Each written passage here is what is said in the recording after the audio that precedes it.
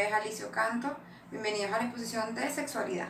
Yo les voy a hablar sobre los trastornos del deseo sexual. Existen varios trastornos, entre esos está el deseo sexual hipoactivo, el trastorno de excitación sexual, trastornos de orgasmo y trastorno sexual por dolor. En el caso del deseo sexual hipoactivo, hace referencia a la incapacidad de sentir o tener deseos y fantasías sexuales durante un periodo de máximo de 6 meses. Para poder diagnosticar este trastorno hay que tener en cuenta la edad, el sexo, el género y el contexto de la persona. Este trastorno responde a diversas causas, pueden ser tanto físicas como psicológicas. En el área física podemos hablar de infecciones, enfermedades en el área genital, y en el área psicológica podríamos hablar de diversos trastornos no asociados a esto, como depresión, ansiedad, estrés y entre otros. En el trastorno de excitación sexual existe tanto para la mujer como para el hombre. En el caso de la mujer estamos hablando de la lubricación, que es la incapacidad de mantener antes, durante y después del acto sexual la lubricación en el área genital. Y esto responde también a varias causas, entre esas físicas y psicológicas. En las áreas físicas podemos hablar de cambios hormonales, a medicamentos, a infecciones y entre otras. Y en el área física, en el área psicológica, perdón, también pueden ser por causas de ansiedad, depresión, estrés, etc. En el caso de los hombres, la excitación sexual y el trastorno se refiere al área de erección, que se hace referencia a la incapacidad de mantener antes, durante y al finalizar el acto sexual la erección. Las causas también responden a físicas, a médicas, a psicológicas y a causas externas. En el área física pueden ser accidentes, inflamaciones en el área genital y entre otras. En los médicos pueden ser dosis de medicamentos que afecten en este problema del deseo sexual. En el área psicológica puede también ser la apatía, estrés, ansiedad. Y en el área externa pueden ser el consumo de cigarrillos, de alcohol y entre otras. En los trastornos del orgasmo hace referencia a la eyaculación precoz en los hombres, que esta vez no es más que la eyaculación antes de lo esperado por la persona y por la mínima estimulación sexual. Esto también es a causa de varias, digamos, partes. Pueden ser infecciones en el área genital de los hombres, en el área psicológica o algún problema del sistema nervioso central en el área de la serotonina. En el área de las mujeres es la incapacidad de mantener el orgasmo en un periodo de máximo 6 meses. Por último, en el trastorno sexual por dolor hablamos de la dispareunia, que es la incapacidad de mantener la erección por el dolor.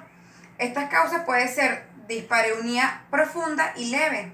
En cuanto a la profunda, hablamos de enfermedades inflamatorias, entre otras como accidentes y en los cuales se ven involucrado el área genital. Y en la leve podemos hablar de escozores, alergias, dolores a causa de diversos factores como puede ser la lubricación, preservativos y infecciones de otro tipo. Espero que haya sido de mucha información y muchísimas gracias por su atención. Buenas tardes, sean bienvenidos a la siguiente presentación acerca de los trastornos sexuales. Mi nombre es Ana Arenas, estudiante del 13º trimestre de la carrera de Psicología en la Universidad Yacambú, con el docente, el doctor Germán Graterol. Para dar inicio a los trastornos sexuales, es muy importante tomar en cuenta el punto de la sexualidad. La sexualidad es un tema muy complejo que engloba 4 aspectos principales: biológico, psicológico, social y ético. Todos estos están relacionados entre sí. Cada uno de ellos juega un papel muy importante en la forma de cómo percibimos todo lo relacionado a lo sexual. Dentro de la clasificación de los trastornos sexuales, encontramos en el Manual Diagnóstico y Estadístico de los Trastornos Mentales la clasificación de 3 grandes grupos, como lo son disfunciones sexuales, parafilia, identidad sexual. En el DSM-5, que es la actualización más reciente del Manual Diagnóstico y Estadístico de los Trastornos Mentales, lo encontramos de esta manera: disfunciones sexuales, disforia de género y trastornos parafílicos. Dentro de De las disfunciones sexuales encontramos todos estos trastornos que podemos ver acá. Trastornos del deseo sexual, trastornos de la excitación sexual, trastornos del orgasmo, trastornos sexuales por dolor, trastornos sexuales debido a una enfermedad médica y trastornos sexuales inducidos por sustancias. Hoy vamos a tocar el tema de las parafilias, que es un trastorno sexual encontrado en el DSM-4 o en el DSM-5. Las parafilias. Las parafilias es un patrón de comportamiento sexual en que la fuente predominante de placer se encuentra en objetos, situaciones, actividades o individuos atípicos, como lo podemos observar acá. Las parafilias en el DSM-4, su definición es imaginación o actos inusuales o extravagantes que son necesarios para la excitación sexual. Tales imágenes o actos tienden a ser insistentes o involuntariamente repetitivos. Dentro del DSM tiene especificado 8 desórdenes parafílicos, como lo podemos observar acá. Tenemos exhibicionismo, froteurismo, fetichismo, pedofilia, voyeurismo, fetichismo travestista, sadismo sexual, masoquismo sexual, pero hoy vamos a estudiar 2 de ellos. El primero, que es el voyeurismo. Código F65.3. Ese código es según el CIE-10. El CIE-10 es la clasificación internacional de enfermedades mentales. Voyeurismo. Característica esencial del voyeurismo implica el hecho de observar ocultamente a personas, como lo podemos observar acá. Por lo general, personas desconocidas cuando están desnudas, desnudándose o en plena actividad sexual. El acto de mirar se efectúa con el propósito de obtener una excitación sexual y por lo general no se busca ningún tipo de relación sexual con la persona observada. Existen 2 criterios a evaluar dentro del DSM-4, pero en el DSM-5 existen 3 criterios para evaluar este diagnóstico. Esa es la gran diferencia que existe entre ambos DSM. La segunda parafilia es el froteurismo. Froteurismo, código F65.8 según el CIE-10. Este trastorno es la característica esencial del froteurismo, implica el contacto y el roce con una persona en contra de su voluntad, como lo podemos observar acá. Esto se ve muy común en los transportes públicos. Se dice que esta parafilia se inicia en la adolescencia. La mayoría de los actos de froteurismo tiene lugar cuando el individuo se encuentra entre los 15 y 25 años de edad. Existen 2 criterios a evaluar este diagnóstico en ambos DSM. Sin más nada que acotar, espero que le haya gustado. Muchas gracias por su atención. Buenas, mi nombre es Marimar Delgado y yo soy estudiante de la carrera de Psicología del 14º trimestre. Y hoy les voy a hablar de la disforia de género bajo la docencia del doctor Germán Gratera. La disforia de género en niños.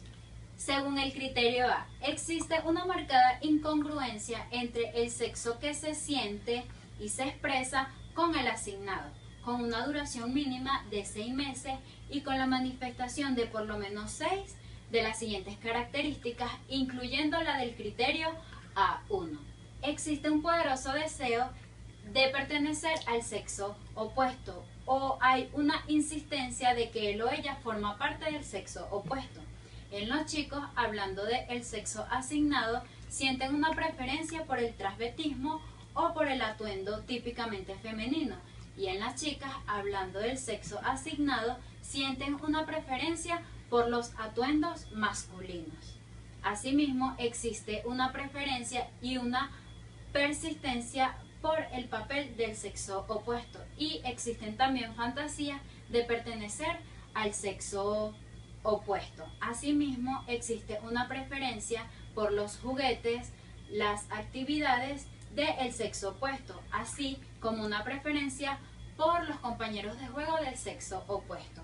En los chicos, hablando del sexo asignado, rechazan todas aquellas actividades o juegos que sean de carácter masculino. La siguiente presentación acerca de diferencias de los trastornos identidad sexual según el DSM-4 y el DSM-5. Mi nombre es Cleluz Mari Valera, estudiante de la carrera de Psicología del 14º trimestre con el docente Dr. Germán Graterol. El capítulo de los trastornos sexuales se desdobla en 3 capítulos distintos en el DSM-5. Disfunciones sexuales, disforia de género, trastornos parafílicos. Las disfunciones sexuales ya no se clasifican en función del ciclo de la respuesta sexual, porque la distinción entre ciertas fases, por ejemplo, deseo y activación, pueden ser artificial, sino de forma más descriptiva y más exigente en cuanto a la duración y la gravedad del trastorno. Asimismo, desaparece el trastorno aversión al sexo por su influencia y la dispareuria en el vaginismo, en el trastorno de penetración y dolor genital. A su vez, el capítulo de la disforia de género, que pone en énfasis en la incongruencia de género, es nuevo en el DSM-5 y sustituye al trastorno de la identidad sexual del DSM-4. Por último, en el capítulo de los trastornos parafílicos se establece una distinción entre las parafilias y los trastornos parafílicos, que son parafilias, que causan malestar a la persona afectada o cuya satisfacción implica daños a terceras personas. Es decir, la novedad del DSM-5 es que la parafilia es una condición necesaria, pero no suficiente para diagnosticar un trastorno parafílico. Gracias.